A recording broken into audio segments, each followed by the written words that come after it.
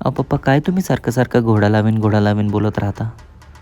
अरे बाळा, तुला नाही समजणार कारण तू अजून चड्डीतच हागणार. अरे आमच्या काळात घोडा लावायची आली होती एक लाट, ज्याच्यात कुठलाच पोरगा वाचला नाही झाट. तुझ्या काका गौरवला 4 महिन्यात 4 पोरींनी लावला होता चुना. परत तो काय मैदानात आहे ना पुन्हा.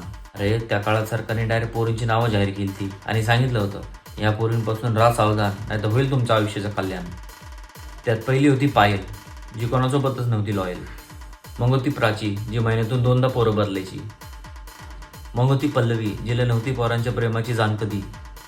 मग परत त्यात आपली ती फेमस संजना, जी लावायची पोरांना दाना दाना चुना. मग होती आदिती, जी कोणासोबतही जायची डेटवर कधीही. मग त्यात अजून एक होती दीपाली, जी रातभर पोरांसोबत बोलायची आणि झोपायची सकाळी. अजून भरपूर नाव आहेत, असे भरपूर होते. अहो ती पप्पा, आपली- कळलं मला. अच्छा, ठीक आहे. अहो पप्पा, माझीवाली वेगळी आहे. वेगळी?